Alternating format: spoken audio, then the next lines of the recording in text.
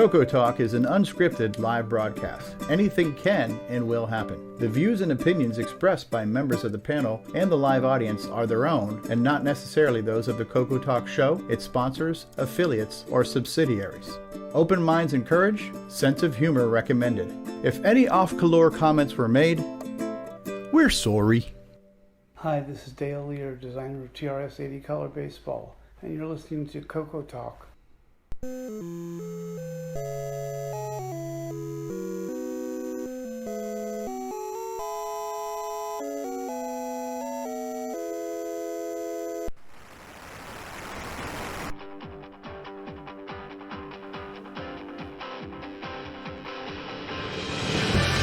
This is CoCoTALK, the world's leading live talk show featuring the Tandy color computer.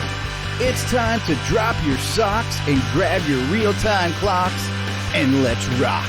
CoCoTALK is rocking the 8-bit world, keeping the Tandy flame alive. We may be mocked, but we'll never stop, 'cause CoCoTALK is rocking the 8-bit world.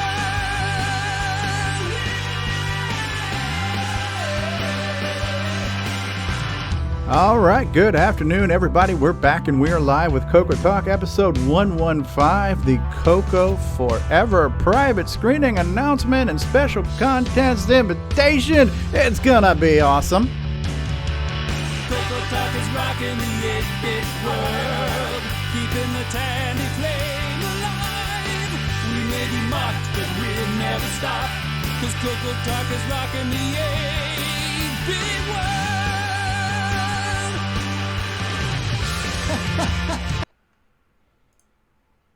All right, everybody, we are here. We are live. I've got too many things on my screen now to switch between, and the order has changed, so it takes me a while to get. I keep adding stuff, but we're here.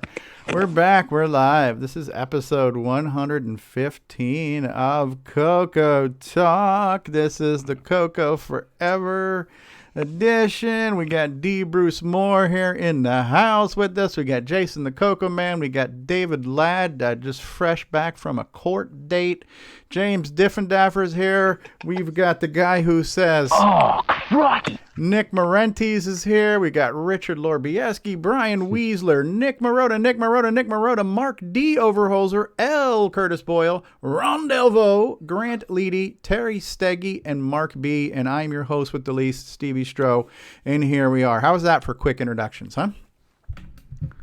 It's good. I almost remembered my own name. What's this host with the least? The host with the least, because it's...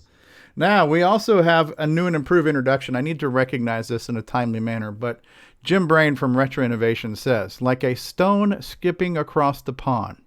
Assuming the stone exemplifies a rusty derelict dumpster on fire and the pond epitomizes the Tandy color computer road to progress, this is CoCoTALK.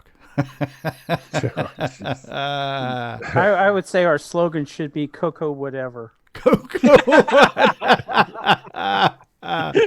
I'll rate some mug to that. Fred Dufois says the MC10 needs some love. Okay, let's give the MC10 some love right now. MC10.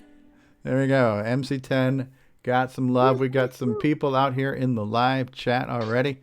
Who's out here besides Retro Innovations? We've got Curtis Boyle, Mark Overholzer, Ken Reichert, Tim Franklin, Mark B., Alexander Wallace, our friend from Mexico. We have people watching us on Facebook. We've got people watching us on YouTube. By the way, if anybody's out there watching us on Facebook, if you could just share out the live feed now on the CoCo, share it out on I'm a Coconut and on the TRS80 CoCo Facebook pages. Much would appreciate that.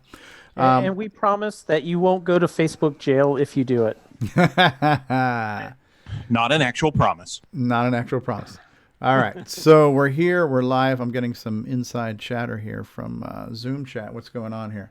Oh, yeah. I do want to set co-host. Okay. Thank you. Let me start with you, Mark. I'll make you a co-host so you can manage the lobby, and then you can make other people co-host too. Can you handle that, Mark? Yep. Can you deputize other people so we can let people in? Yep. All right. And a big welcome to Matchy, Joe Burnett, and Dave's. Hobbies, Yes. I believe, is a pseudonym for one of our panelists. Yeah, shout out to Hugh Janus out there. Love you, Hugh. Yeah, I don't know who the Dave's Hobbies is. We don't know who Dave's hobbies are. We're not sure we know what David is or what hobbies he speaks of. But we're here. Well, usually what we do now at this point is we talk about project updates or acquisitions, things we might have gotten either from a friend or from, in Ron's case, possibly going to Goodwill or and other things. Some people buy stuff on eBay. So has anybody got anything new and exciting this week they want to share with the world? Terry Steggy is raising his hand. You're very polite there, Terry Steggy. Go ahead and show us what you got, sir. Figured what the heck, might as well, huh? Well, Mr. Overhosers, I ordered a couple of these from him. That's the prototype board? Yep, prototype board, sorry. Yep. Okay. Pretty slick. And, of course, Mr. Moore, I had to order that. The Forest of Doom. And it's awesome. It's so nice and shiny. Have you played it much, Terry? Or I have a little bit, yeah. It's pretty slick. I'm impressed. I got this the other day. It looks like somebody's giving me the finger. Oh, it's the electronic book. Yes. Yes, the electronic pull my finger book. It's a finger gun. Kind of a slick interface, I guess. So, and then I don't know why I did it, but I pulled the trigger on these. I got two of them. They're a Tandy 10 meg Brunelli drive. Whoops, oh wow! Oh, Look at yeah. that. I haven't seen one in a long those were time. kind of cool. And then because of Mr. Delvaux, the other day we were talking. I thought I did pick up my well. Of course, Oh, that's a Tandy. What is that? That's a black. That's a word processor. It's Tandy called W. the WP2. Okay. It's very similar to the model. I got a 102 right here, but Okay. go the right way here. So, More keys. anyway, Slightly cheaper. what's that? Wasn't it slightly cheaper? Yeah, actually, just looking online, these weren't too bad as far as what they were in the catalog compared to the 102, but they don't have as They're just a word processor, aren't they? Like they don't have word basic. processor. But they did. What kind of ports are on it? There you go. They had a cassette port, and I don't know if you can see that very well. Looks like a normal 9-pin serial and a 25-pin parallel and some type of DIN. Yeah, That's the and then cassette. they have Okay. the expansion card slot as well. Oh. I don't know what fit in there. I'm assuming memory, but I don't know. Do you know what processor it had? Does it say? I do not know. I just got it. I haven't Probably an 8050. turned it on yet. But Does Or it take 80. 4 batteries like the 102? it's a little different than the 102 and the 104. They kind of go in this little slot here, where the other one had that big. Yeah. But, 8085, yeah. kind of cool. Anyway, that's what I got. What do those slots do? You can actually set it up high? Yeah, Like- it's like got a like type- little. Oh, like Like little legs, or you can like a keyboard. Angle typing. Yeah. Oh, neat. So I'm going to look forward to taking this to some business meetings, and I'm actually going to take notes on this just because everybody gives me such crap for having a retro fetish. I'm going to really show it to them. So Yeah. Good. Do it. Yes, Wow. yes. Yeah. I said fetish just for you, David. Wow.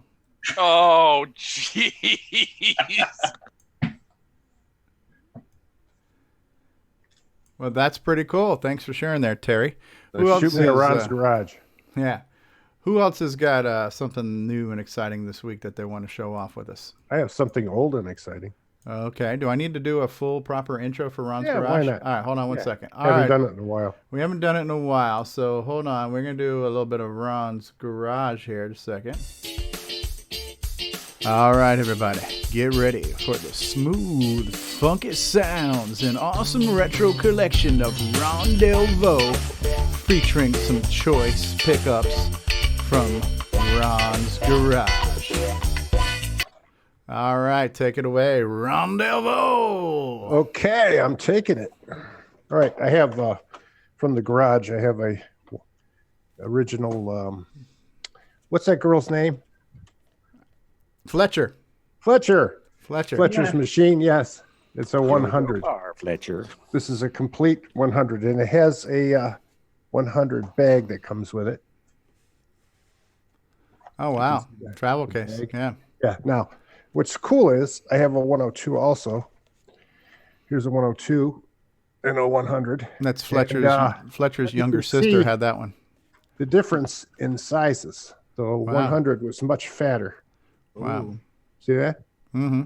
And then one other thing I have, which is interesting, is what this was based on, and that is the Kyotronic 85. Ooh. This is fairly rare. It's an older cousin. It has the same buttons and things. Yeah. In fact, when you turn it on, I put a program in it so that it will like auto boot.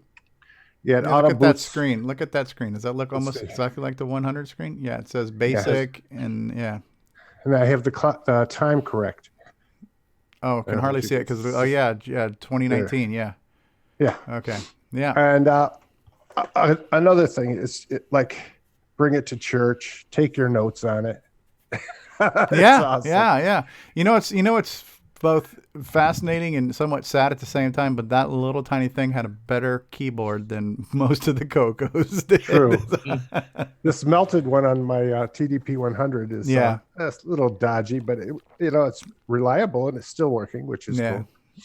Well, I know some reporters were using the Model 100s in the field even to this day because they love the keyboard. The battery lasted for weeks instead of hours like modern tablets do. So, well, also those 100s with the serial port are great Cisco machine, modems and things where you had to connect to the serial port to configure them. Yeah, true. Well, those Model 100s are perfect for going on even calls today where you have to plug in a serial port and sit there and type out the commands to configure the modem.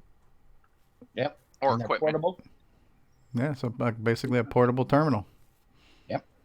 Yeah. I do have one comment about Ron, though. Does he have to have that mirror behind there, given the illusion that he actually has more stuff than what? My garage consists of a room with mirrors, and I only have like 3 CoCos, but it looks like I have 12. Yes. That's what we call it, Ron's Funhouse. Ron's Funhouse. Oh, man. Yeah, I have 2 there. See it? So, good idea. No, that's cool. James Jones mentioned something about how he had worked on those Bernoulli drives in the past. Let me go back and find James's comment on that. Yeah, it says, wow, long ago I did something for the OU press on an IBM PC with those Bernoulli box drives. Hey, Joe Burnett's out there too. Hey, Joe Burnett, how are you? Okay. Yeah, cool stuff. I've yet to get one of those in my collection, any of the Model 100 series and size little portable doohickeys. So that's cool. One other thing about the 102 I have, it has a chip in it, a ROM that has a 3-part program in it, database. I think I forget what it is. I have to look. It's, it does a like Word and something else. Okay, kind of like a deskmate built in? Yeah, it's a mini deskmate. I remember because Bill has one of those too. Okay. Yeah. Got a terminal program, a mini word processor. It had the basic ROM, so you could write basic programs. Right. I think a mini spreadsheet even in the later version. Yeah, I think so. Kind of like a ledger thing. Yeah. That's cool. I have a hard time thinking that little thing as a word processor. You've only got how many lines was there? Like 4 lines of text? I mean, it's hard to imagine editing an entire document. 8, wasn't it? 8. Yeah. 8 and you could lines actually do the graphics on it too, because there's some games that used it. You get I can't remember the resolution, like 150 by 80 or something weird, but you could do black and white graphics games, and they're actually like 3D text adventures, and there's some arcade games and stuff too.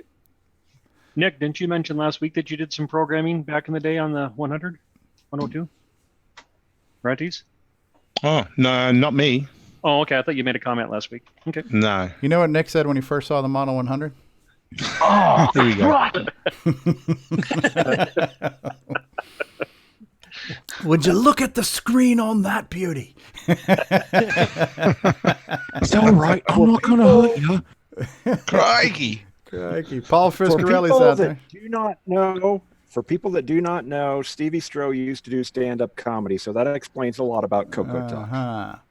Uh-huh. Paul Fiscarelli's out there saying, yo, how you doing? And Scott Haley's watching us on Facebook. Scott says, I've got a couple of 100s. One is working.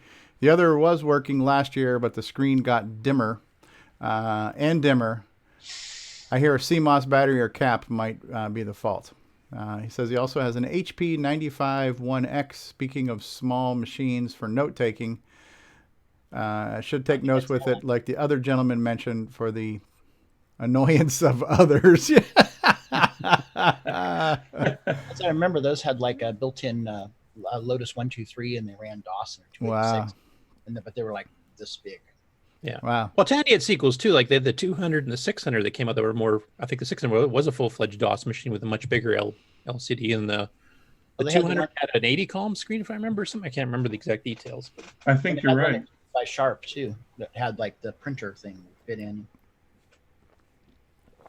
The one I never quite understood was the pocket computers, because that was such a small screen and such a small RAM that it to me was just a calculator with text. Yeah, that was mainly and basic.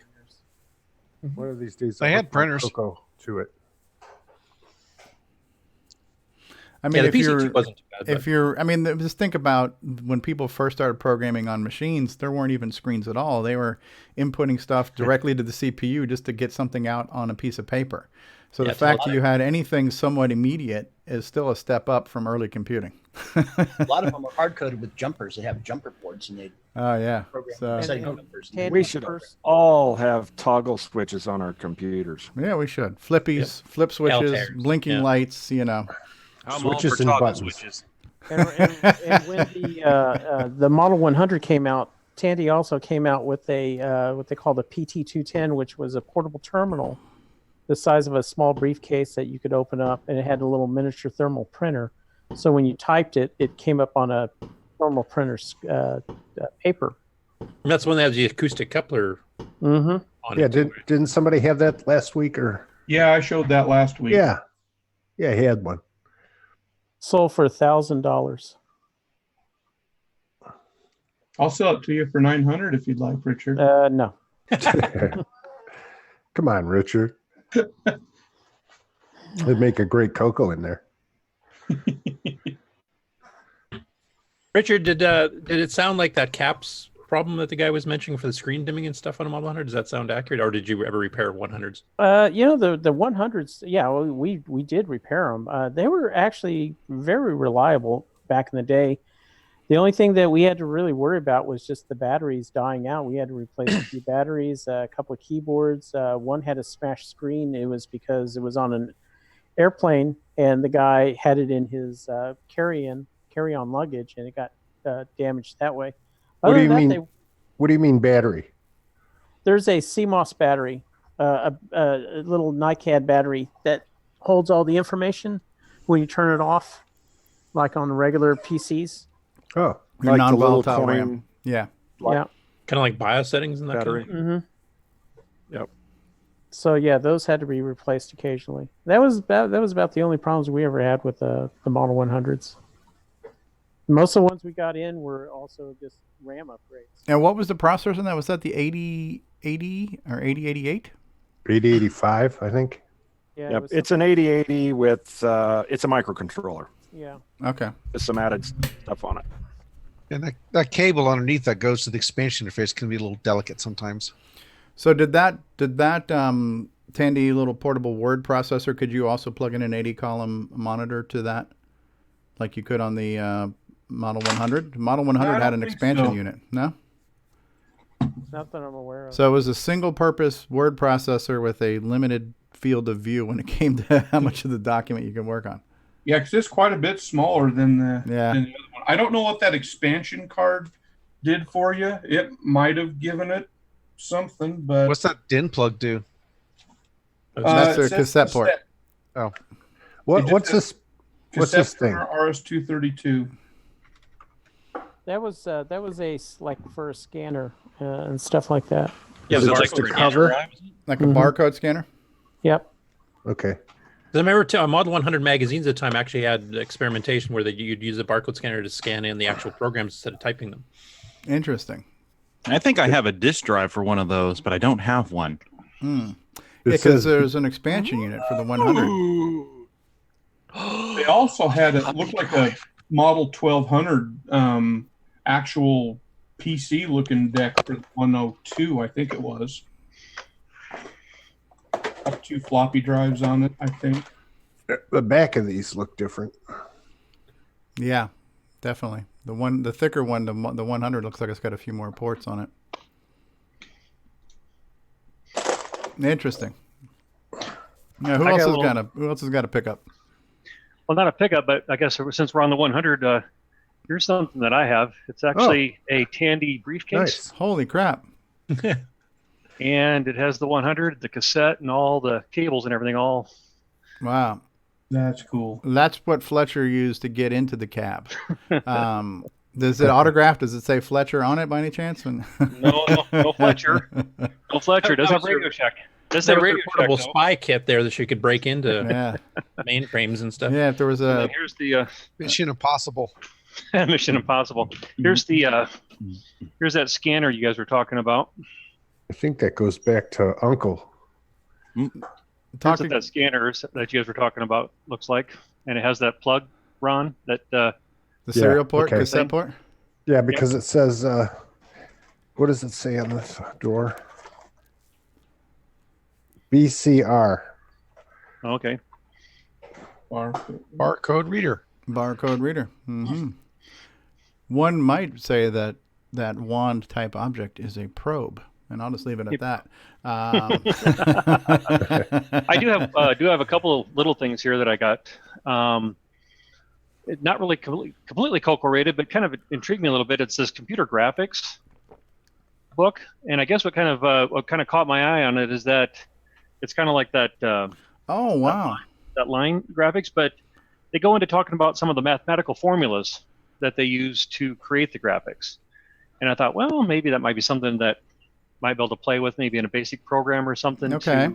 To get the line art. So that is a book that actually has the printouts of what computer graphics look like some line art patterns and stuff. Like looks like really high-end spirograph type stuff. You know, like 3D images and stuff. Yeah, I've never seen anything. Yeah. That looks similar to the book I had in college. Okay. And then one other thing that I just kind of picked up only because it was $1.25. Somebody had a Downland. Now I did want to ask. Curtis made a comment last week that there was the difference between this one and this one. 1.1 because 1.0 did not work on the CoCo 3. Okay. Vector page or something. There was something it was doing that overrode it, so they released a slight update and the label changed at the same time so that you can play them on the CoCo 3. Very good. Okay, I was going to go back and watch the video. Isn't it all the white label versions? Yeah, the white label versions are the newer ones. Yeah, the ones that say Tandy rather than Radio Shack. Mm-hmm. Okay. Yep. Yeah, I was just looking at they kept the catalog number the same, but okay. Thank you. That's all I got. If you actually plug them in and boot them up, one says download 1.0, the other says 1.12, so you can actually tell the firmware is different too. Okay. Check that out later. Cool. Who else has got something? Show and tell time. Sharing is caring. I'm going to save mine for last because Brian Weasler sent me a care package that I have not seen yet, and I've been holding on to since last week to look at on air this week. The big reveal. Hey, Curtis, what's that tall red thing sticking up in the background? Oh, that's just a candle. Oh, here I thought it was a ray gun or something. The Dark Knight 2 on Twitch right now says, "Can I show something?" What do you have to show the Dark Knight 2, and how are you going to show it to us? You're not on the call right now. But I'd be curious to see what it is. All right, so can I go ahead and do my unboxing reveal of whatever it is that Brian sent me? Does anybody else have anything else to show? You have my permission. I have Ron's permission. Yeah, go ahead. All right. CoCoTALK is. Well, okay, so here is the box. It is a box of about this size. This box has not been opened yet, so we're going to open it up right now. Roughly.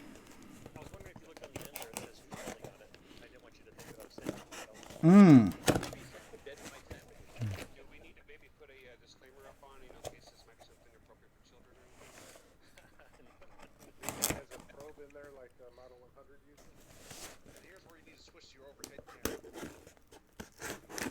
Yeah, well, I don't want to show off my home address. So. It's not ticking. It's not ticking. There are some popcorn peanuts in it. Okay, so there's peanuts, and then there's a bag. Okay.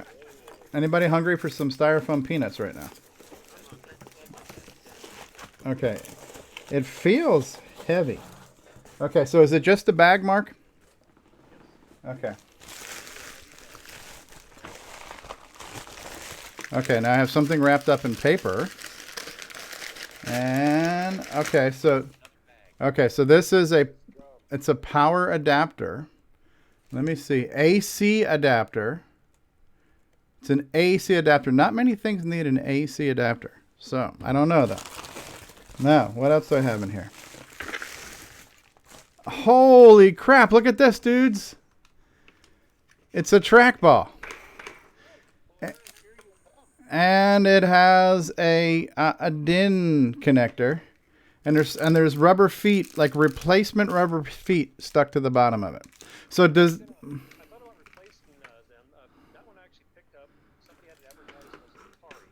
Uh huh. Uh huh.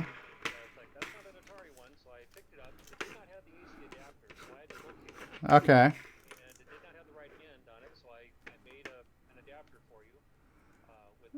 Okay. Yeah, is this literally a cue ball? Is it literally a cue ball in here, or is it? Yeah.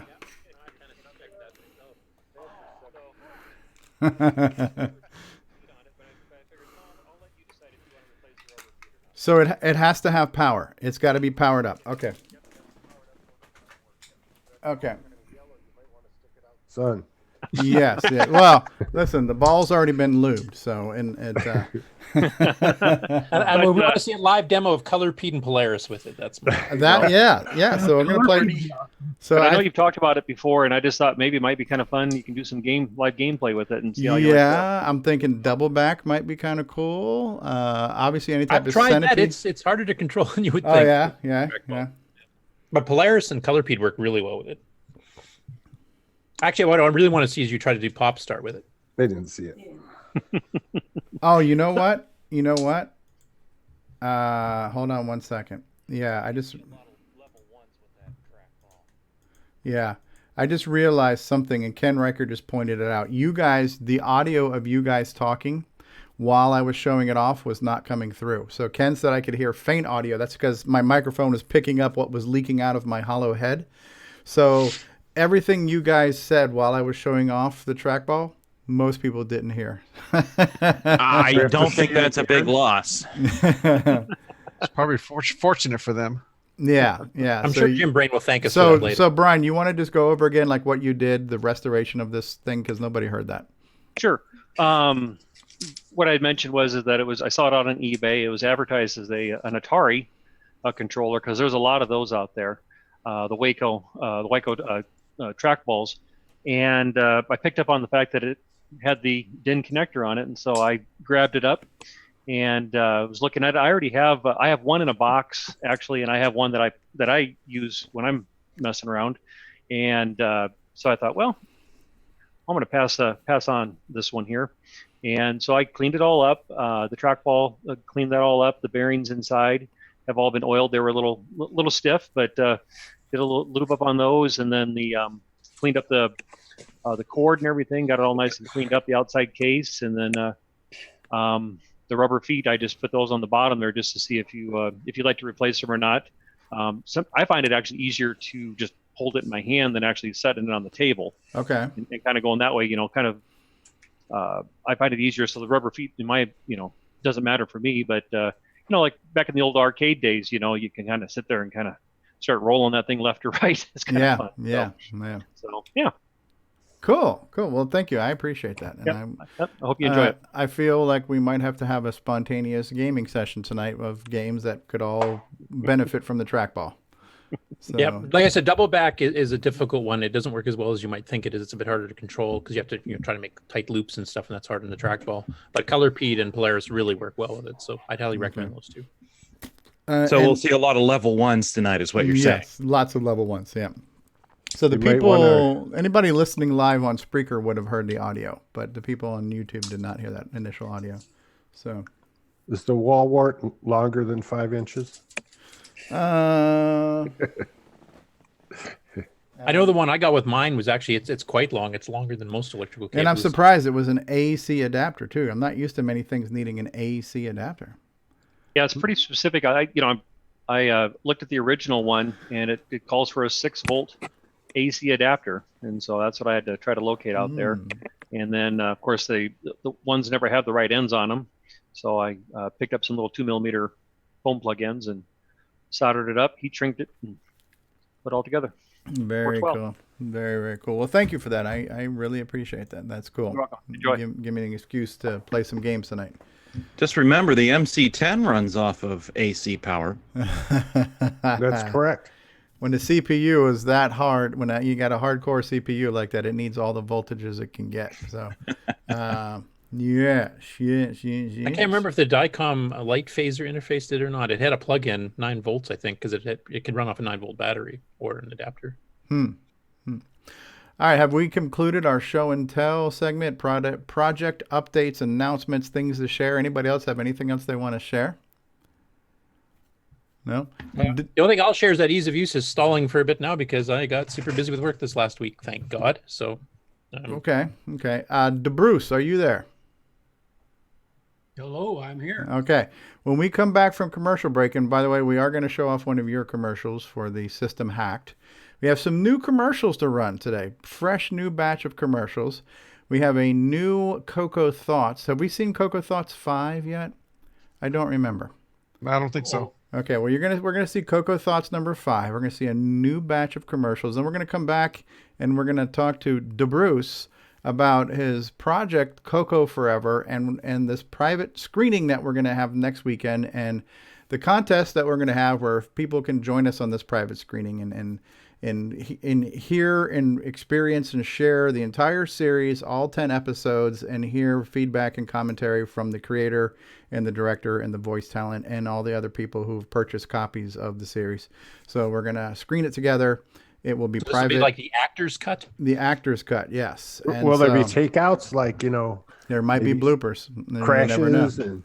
You never know, right? Wow. So we'll do that after these words. So get ready for CoCo Thoughts number 5 and a brand new commercial break, because what we do here on CoCoTALK is we always try to bring you something new and refreshing, and today was no exception. Hopefully you won't be disappointed. Enjoy this. And now, CoCo Thoughts by Samuel Gimes. I remember the days of grade school when on the playground we would talk about the latest computer and console games. Until one day, when a kid told the teacher he was having a blast with his new math tutor.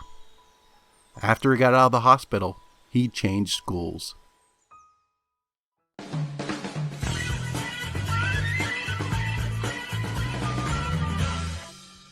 Radio Shack, America's technology store. Right! This Christmas, Tandy has a very special offer. A family color computer pack to take away at a very special price. This family computer comes complete with software and costs an incredible $449, a saving of $241.69. It's powerful, educational, and ideal for the young and young at heart. The easy way to start computing. The Color Computer Family Pack from Tandy. Get it while it's hot. Tandy, the biggest electronics store in Australia.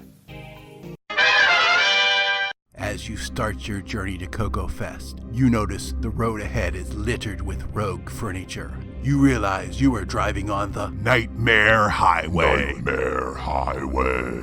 The new game for the Tandy Color Computer 1, 2, and 3. Nightmare Highway. Nightmare Highway.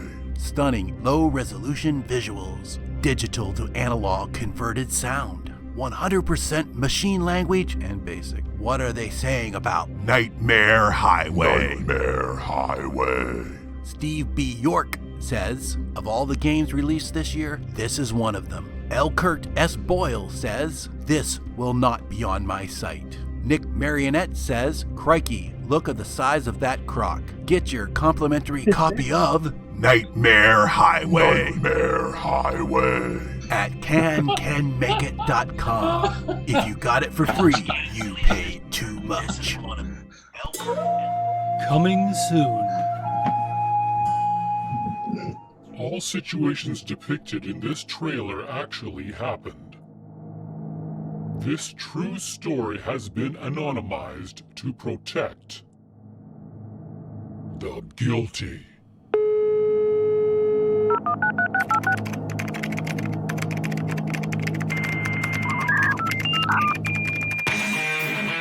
Starting in the dead of winter, a group of bored teenagers blew stuff up, learned code cracking, learned phone freaking,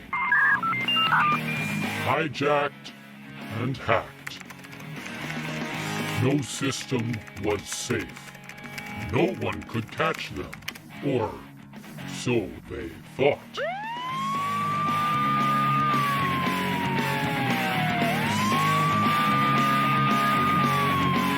True story at the dawn of the internet.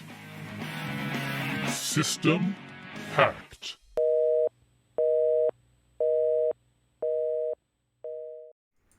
Whoa.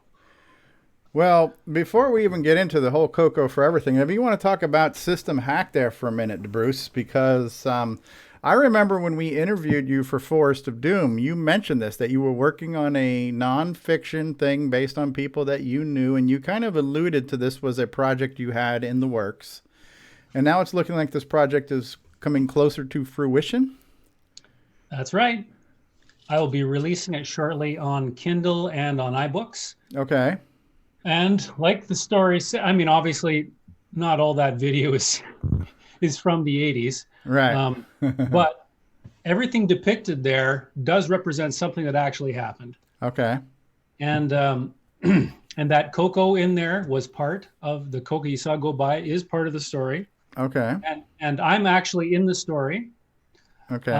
The primary author of the story does not want to be known. Okay. But he's okay with me with the anonymized version of putting this out. Okay. So yeah, it's, I mean, if any of you were into this stuff in the 80s, you know what we're talking about here. We're getting past the phone systems, dialing into it's pre-internet, so dialing into various systems that were supposed to be secure. Mm-hmm. Getting in there, creating accounts, doing some things that let's just say need to be skirted the law. Kept on the down low, right? Sure. Yeah. So I think it's a pretty neat story, especially when you see how the primary author turned out in the end, because you get to see sort of an after it all went down. Yeah, I mean, I will share with you a couple of shady, seedy things I did in my past that I'm not proud of. But when you're young and dumb, you do certain things. But so I will tell you, I mean, years have gone past and the company is no longer in existence. But I worked for Radio Shack, and for those of you who knew about working for Radio Shack, we had an inter-store transfer. Right, where if you needed a product, you could just call another store and say, hey, I'm from store 8830 and we're all out of these things and I need to come pick this up. And you would sign a piece of paper and boom, they would give you product. So once or twice, I transferred things to myself, and even after leaving my employment with Radio Shack. So I got a couple of transfers in the past.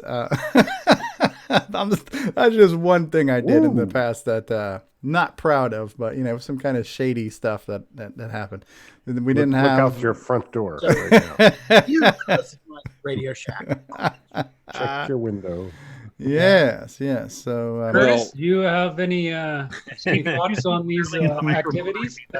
Well, I don't know if I knew personally the people that you were involved with. We had our own little group like that here in Saskatoon, and I was directly involved in some of it. some of the hacking. I was not one of the ones. I was lucky enough that I was not one of the ones that got caught, but a few of us did. Got their computer systems confiscated by the RSMP. Got banned from using computers for a year or two because we're all minors. So What is that RSMP thing? What is that? RCMP. What is it? Royal Canadian Mounted Police. Oh, our national Mounties. Americans should know You that. were mounted by the police? Yeah, if you've ever watched Due South, it's those An experience you don't want to have. That's what I call hard punishment. So, yeah, no, I was involved in that scene for a while in the probably early to mid '80s. Wow. You guys ever see the movie Sneakers? Sneakers, no. I behaved myself all those years. I didn't do anything stupid. Yeah. Well, there's that take a penny, leave a penny thing at the store. And one time I took 2 or 3 instead of just one.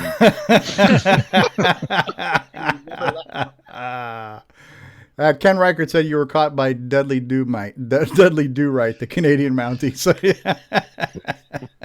No, we used to hack into CompuServe and not pay for it, and I hacked into the CBC mainframe at one point, and just a lot of stuff. I remember going on bulletin boards, and if you had certain levels of access to certain bulletin board systems, you could go into certain forums where you could get posts that contained lists of credit card numbers and expiration dates, posts that contained long distance codes that you could use to call in and make long distance calls with. So I partook in some of those as well. So made some free calls, Well, the phone freaking was cool because once you got the Bell Lab technical journals explain how the whole tone system worked, you could take a tape recorder up to a payphone and like dial long distance and talk all you want for nothing. Because they usually had a catch where you had to put in one physical coin, which would then trigger the system going, okay, he's paying for it, and then it would just use the tones after that. And every different denomination of currency that you put in a dime or nickel or quarter or whatever had a different tone. And once you loaded them all up, or load up the first one, then it would actually just listen for tones for how much more money you put in, didn't physically check.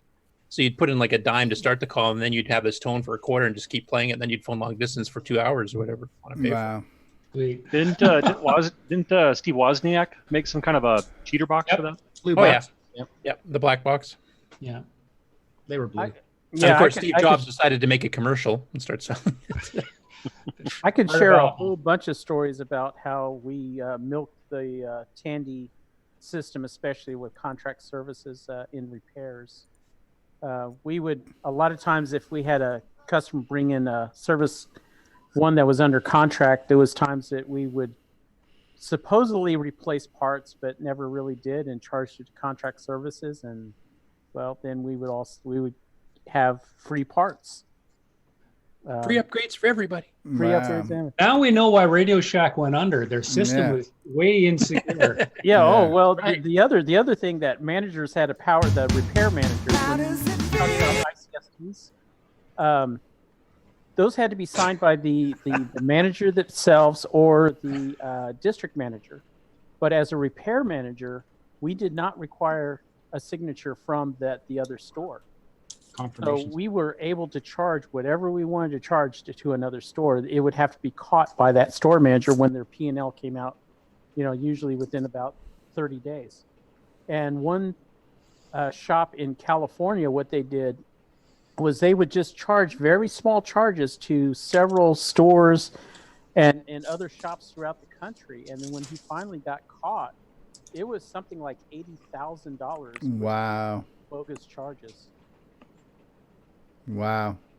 Yeah, that's probably a low estimate of what we got out of CompuServe instead of paying for actual fees like we're supposed to. Was that Dudley? Of course, multiple years. All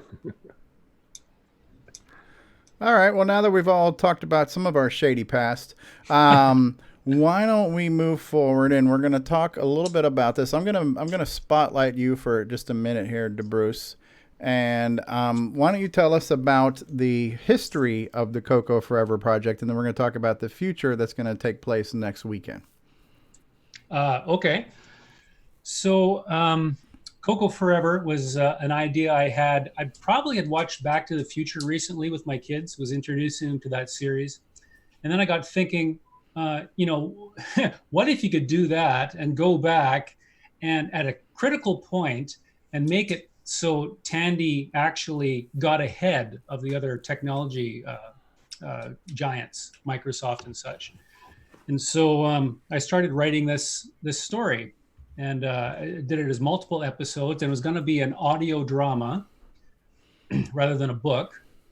And then as I started kind of fleshing out that story, I thought, wouldn't it be great to involve people from the current CoCo community? So what would happen is the guy would somehow travel back in time. Somehow something got changed. And when he came back to the future, came back to now, everything would be different. Tandy would be dominant. And a number of people that I recruited from the CoCo community were crazy enough to lend their voice talent. Remember, I say Rick Adams isn't here to defend himself, but if he recalls, when I first pitched this idea to him, and he had a pretty critical role in this story, and he's like, okay, and so we kind of talked through it. He says, now you got to understand, Bruce, that this sounds absolutely crazy to me. Okay, this whole project idea sounds absolutely bizarre and crazy, but I'll give you the benefit of the doubt, and I'll do my bit and just see. It was sort of like, well, let's see if this actually gets off the ground. And it did. And I did some research that just to make sure that there was some little bit of logic to hang this on, that this could possibly have gone, Okay. So I constructed timelines, a real timeline and an alternate timeline. So I could follow them through and say, okay, well, this is probably the point where it should diverge, and then I had it all mapped out. And of course you gotta hear the story and hear the various characters that come in, because there are certain people here now on this call who in the alternate timeline have rather elevated statuses in Well, yeah, just speaking of Rick Adams, this is where we got this classic soundbite right here that I'm going to play for you. We got... Oh, I'm much happier breaking stuff. David Ladd, and here's Rick Adams. Thank you. Yes, you're too kind, and thank you. Yeah, so... Yes, that is exactly, and I gave him a little script, but that was actually, he was ad-libbing on the script a little bit with that, and that's, I think, the best part was some of the ad-lib stuff. Yeah, I think you and I did a little bit of that too. You had a rough script, and then we kind of just rolled with it. Yeah, you and I did that a lot. In one of the opening scenes, there's a phone call between the main character and Steve Strobridge, and I gave him a rough script, but Steve, he just started going like way off. I had to. It was kind of like when he hosts the show. Yeah, it was really funny, and I had to kind of carefully try and realign it to get it back. and I think it worked fairly well. And the great thing is there was some real authenticity, I think, that came out of that. So it's just a really fun story. And now I think the thing about it now is that now it's actually a bit of a historical thing too. Yeah, when was it released initially? Was it November of last year? I don't remember when you released it. Well, it was like a year ago-ish, I guess. Something like that. Yeah. And now it's it encapsulates, so some of the things that came from CoCo Forever show up in CoCoTALK, sound bites and little sayings and that sort of thing. I like the fact you had actual CoCo programs with it too. So each episode you'd have this program you'd run, and they would show some graphics. Yeah. So what's very interesting about the project is that it is completely mixed media. I mean, for the most part, it's an audio drama, so it's an audio book telling the story. Very well produced, but there's all kinds of bonus content. You've got the PDFs of articles. Some of it's real historical information. Some of it's mock-up Rainbow magazines that they're showing what this alternate reality could look like. And there's even a video clip in there. So it's a complete mixed media. There's interactive software you can run on a real CoCo. So literally, this is something that's never been done before, at least in the CoCo market. I'm not sure if it's been done in any retro market. And probably, I think even now, it's kind of hard to wrap your brain around because you can't describe it with one word. You know? It's pretty tough. Yeah, and so what you decided to do was, which I think is really cool, is you want to have a private screening now, right? So go ahead, and actually let me just go ahead and play your video real quick, and then we can talk about that. Let me switch over. You've got a very well-produced YouTube video here that I'm going to run for us. How does it feel? CoCo Forever. I'm still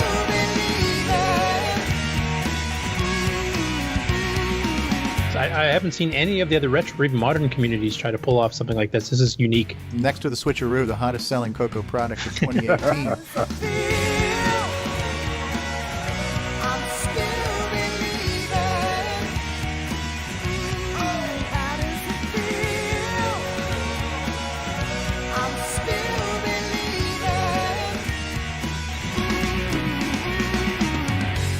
CoCoForever.gracenote.ca.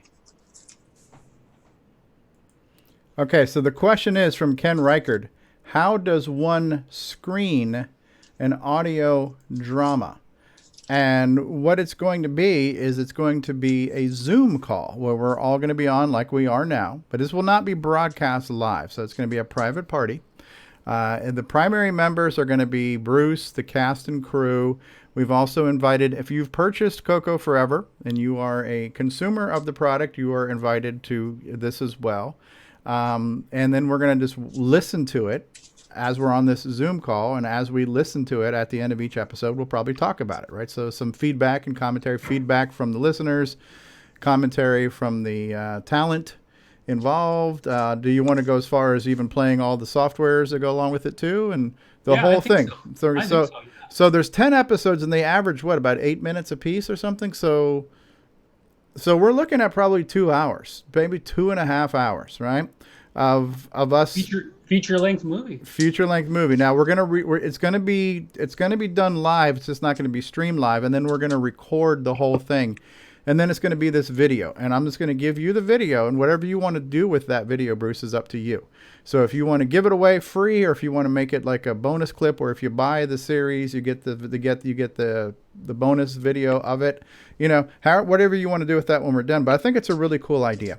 So we are going to do this next week, Sunday night, right? So Sunday is July the 14th at 8 p.m. Eastern Daylight Time. Which is my time in Florida, so 8 p.m. my time, Florida time. So if you were on the show or if you purchased the show, plan on being there. We're going to do it on Zoom. Reach out to us.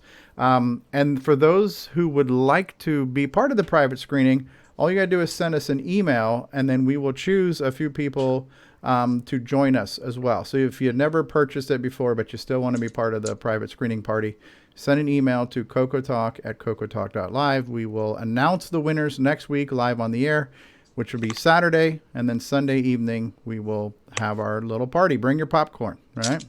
Is there any special thing for the Patreon people too? Yeah, we're going to invite the patrons too. Yes. Which, speaking of which, thank you for reminding me, Curtis. I have not thanked our patrons yet on the show. Let me do that right now. So let me go ahead and thank our patrons real quick. All right, because the patrons are the actual sponsors of our show, so I want to give a big shout out and thanks to Al Hartman, Alan Huffman, Blair Ledoux, Brendan Donahue and his CoCo VGA project at CoCoVGA.com, Brian Joyce and Extructus.com, Fedor Stamen, D. Bruce Moore and his projects, his Forest of Doom project, FOD.gracenote.ca, CoCoForever.gracenote.ca. We got Davey Mitchell, we got Diego and his project site, YACCS.info. Disney Saints fan, Eric Canales and his project site, color-computer.com. Grant Leedy, Jason Downs, Ken Reichard and his CanMakeIt.com, and Kyle Eder and Malfunct and Paul Fiscarelli and Frenomythic and Richard Lorbieski and his Boyson Tech, BOYSON Tech.com. Ripen Peach, Rob Inman, Steve Bjork, Terry Steggy, The Backyard Shed Gang, Tom C. and Tom S. Thank you all for your patronage. You help us pay the bills. You help us get microphones for people who don't have them and all kinds of other cool stuff. So yeah, if you want to purchase the series, you can go to CoCoForever.gracenote.ca. You can buy an individual episode. You can buy the entire season. And send us an email, and we'll invite you to the party. I will send out a message to the patrons, inviting them as well. So the people who have been paying the bills, so to speak, they get an invitation too. And then we'll bring in a few more people, and it's just going to be a party. It's going to be a private little CoCo Talk that exclusive CoCo Forever CoCo Talk screening. Membership has its privileges. Oh yes, yes. Well, what do we wear? Clothes, preferably. Yes, wear something that's comfortable for time travel. Something that won't get snagged in the time machine. Tie-dye. Yes, yes. So might be useful to just say who are all the voice talent we've got on from the CoCo. And I believe when you say talent, you should use Loosely. air quotes. Oh no! There's some good stuff. There's some good I'll use air quotes for myself. That's for certain. I think there's only one person on this panel that has the talent that was me. Yes. So we have. I had some artistic talent in the thing. That's right. Yes. Yeah. Very little. Oh, really? I didn't know that. Yep. At the very end. Yeah, I agree. Get right to the very, very end. Yeah, there's Then you something at the say, very end. Do away with the Goodbye. quotes and just put nope in front of it. Richard, you're very low. And we can't hear you very well either. Yes. Yes. Oh, good. Right. Yeah. Okay. So make sure I get everybody here. But we have Rick Adams. We have Jason here. We have Stevie Strobridge. Mhm. We have Curtis Boyle. Okay. We have David David Ladd. Grant Levy. What? That's 7. Am I missing anybody now? Well, Steve Bjork is mentioned by name. I don't know if he's actually voiced in the program. Steve is alter ego, right? Steve Bork. That's right. He has his presence is felt definitely in the. Yes. Was Now, Nick Morentis on it? I can't remember now. I haven't listened to it in a while. well, no spoilers. No spoilers. Let's say that Australian definitely has a presence in the story Yeah, too. there we go. Yes. Okay. Yes. Was Neil Blanchard and? Oh yes, Neil. Pardon me. That's right, Neil. Yes. Okay, Neil. Absolutely. Yeah, Neil's there too. So that's. Greg. So I think that's yeah. So I think that's 7 actual voice actors from the community. Okay. Plus a few other with the quotes. Yeah.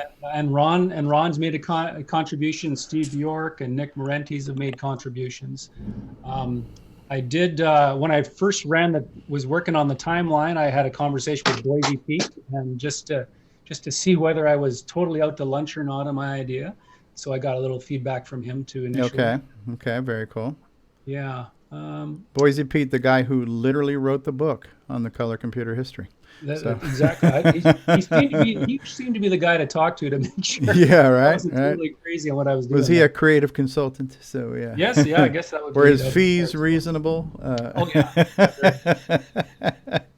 And then my wife is in there, as well as my niece and nephew. They're also contributing too. So. And is Jacob Moore in there? Oh, and let me not forget Jacob.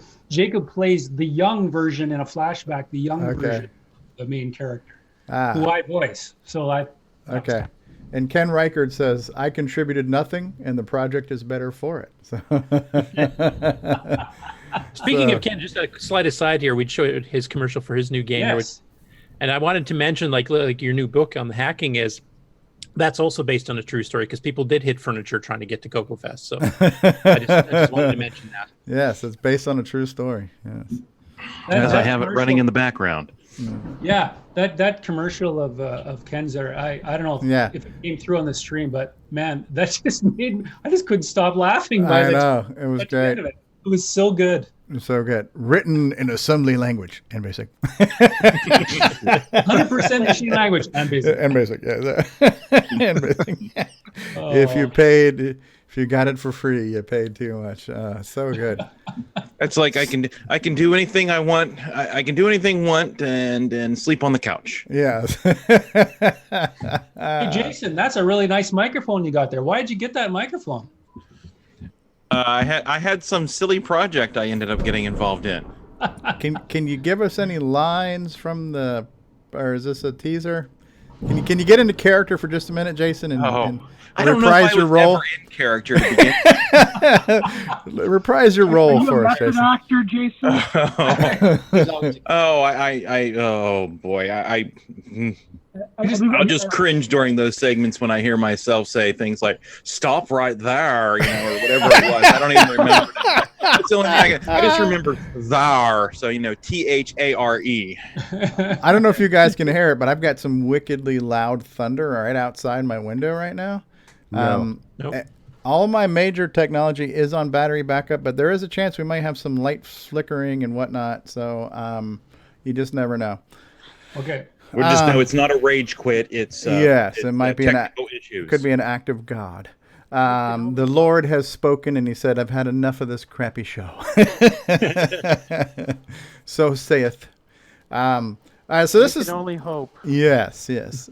My people have suffered enough. Let my people have quiet. Yes. So very cool. I think this is another great idea from the brilliant mind of D. Bruce Moore. And speaking of creative and brilliance, Bruce posted in Discord that he had done an audio book and a Kindle book for a children's story, The Enchanted Forest. Yeah. And right. when did that take place? Well, the audio. Let's see. The Kindle. Yeah, I only got it recently onto Audible and Kindle, but probably 10 years ago, I did an audio version of a book that I just self-published. It was a story with my niece and nephew. Okay. And then I wrote it up and this is where I kind of started developing my skills and ideas for doing audio dramas was back there. So I actually had them as little kids come in and voice their own parts. Mm-hmm. Yeah, so in Enchanted Forest, they're doing their voicing with their little kid voices, and Yeah. now in CoCo Forever, they do their grown-up voices. So that's interesting. There's a tie-in. So the kids who were in the Enchanted Forest audiobook that you can buy now on Audible are some of the adults in CoCo Forever. Yeah, I got this thing about forests and monsters and strange things. Yeah, but encouraging the dark arts. Yeah, well,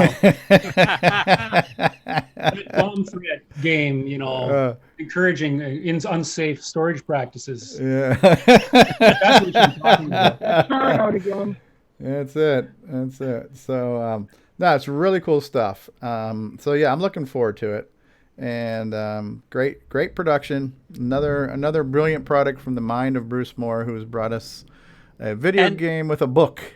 And he's kind of continuing the tradition, because one thing the CoCo community, even back in the early 80s with Rainbow, was pretty innovative on doing something unique that the computer industry had never seen. And Rainbow used to do this on their annual, July anniversary issues, where the second year, I think they put in a little floppy record with 3 programs on you could load up. I remember that, yeah. And then the following year, they did a scratch and sniff adventure where you were going through and you're in a room and it describes something. It says scratch box 5 to figure out what this is. Oh, that's pine needles. I need to get the needles or whatever type. I'm definitely not doing a scratch and sniff thing. especially if David Ladd's one of the characters. So. That's when I and scratch then and pass out. they went to the sewage area. And the enchanted sewer. This mentality of being, because we're a smaller market, we became more innovative than some of the big players, I think, with that kind of stuff early on, versus carrying on the tradition. Prince Ethan was in the enchanted sewer and noticed there was some floating debris coming downstream. Scratch number 00. Oh, terrible. We're defiling his legacy already, and he's still alive. Sorry, Bruce. So I listened to it in the car, and I had another guy with me. I've got a coworker now who's working with me, another grown man. Are you talking about the Enchanted Forest? The Enchanted Forest. So we both listened to the Enchanted Forest while I was driving off to a job the other day. And we enjoyed it. Children's story. It was a good children's story. I'm going to be honest. I mean, at first it was a little bit hard to listen to because it is literally a children's book. And so once you get over that, within the second chapter, you start to get into it. Because at first I'm like, oh my God, this is, it's like you're Mr. Rogers. Yes, it was like a Mr. Rogers reading of the story, right? But once you get over that and you start getting into the story, it's good. And I listen to a lot of audio books, and I love it when usually there's only one narrator, and I love it when they at least do different voices to change characters. And in some books, they actually have multiple voice actors in certain audiobooks, and I enjoy that when you have these different textures, because when all you have to do is listen, sometimes having these little touches helps the story sound better, And it reminds me when I was a kid, we used to have these things that were called book and records, right? So it was kind of like a little comic book with a 45, and it was all acted out with music and sound effects and everything else. And you turn the record over and keep reading the story. So it's cool when you've got extra dimensions to, just a reading of a story. So, and you did that 10 years ago?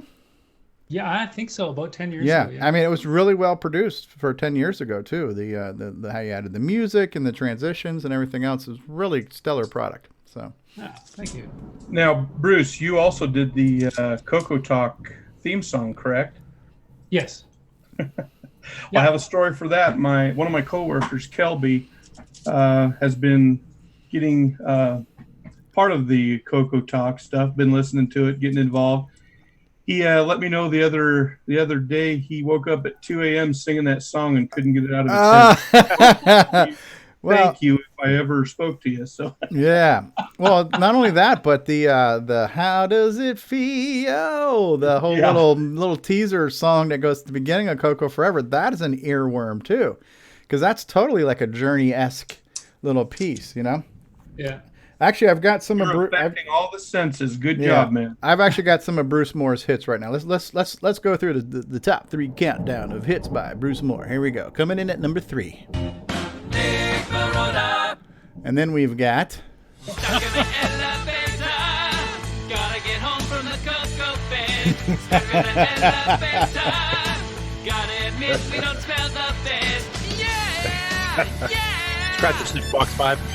Dude, look like a lady.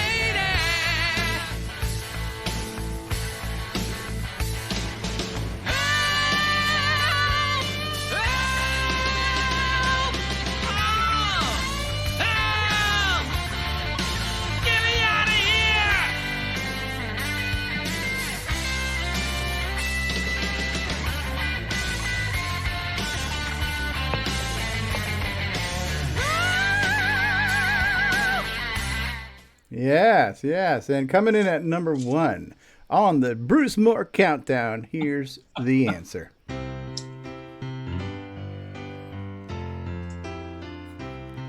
Where's When my the lighter? Coco group's immersed in drama, conflict in community, some have found the answer. Sound cards, memories, sometimes software, always personalities. We can find the answer. Let it be, let it be, let it be, let it be. We can find the answer, let it be. And when the group starts fighting, we can turn on that green screen. Basic or assembly, sometimes C, sometimes C, sometimes C. Basic or assembly, there we find the answer. Let it be, let it be, let it be, let it be, let it be. There we find the answer. Let it be.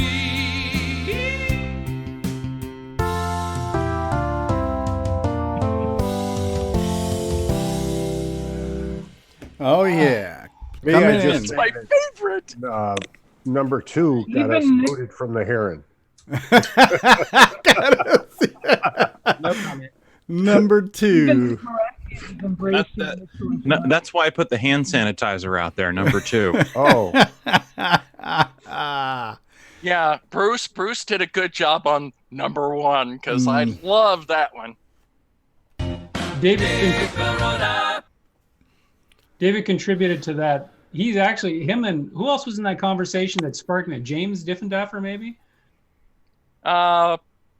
Possibly. I don't remember offhand, but I yeah, think it was that's just a random conversation on Discord, and then I don't know. And then I said, "Wait a minute, I'm going to come back in a minute with some lyrics." Yeah. Oh yeah, I was on that one. Oh yeah, Yeah, Grant, that's it. Yeah. So I kind of wrote the lyrics there, and then David sent me the MIDI file I needed to put the music together quick. So that was fun. Yeah. The that's one of my favorite Beatles songs. So it's a moving song to me. So Yeah. it's like, and then it's like Bruce was like, and I'm like, yes.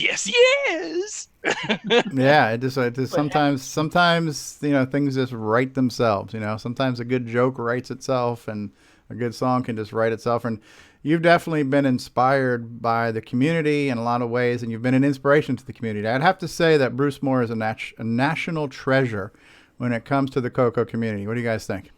He's ours too. Yeah. An international treasure. That's true.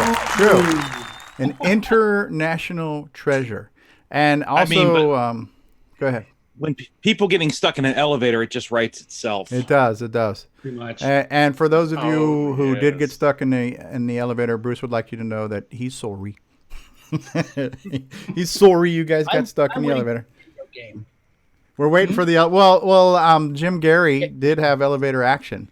So yeah, that's true. That's right. So I'm thinking we should have maybe hybrid coding / game playing session tonight here. So try and code for the trackball. Yeah, code for the trackball. Al Hartman says, I am in a rehab facility and don't have a laptop watching on my Amazon Fire tablet. Okay. James Diffendaffer says he was also in that Discord chat. Yeah, see, I thought James was there. Yeah, that's right. Yeah. Yes.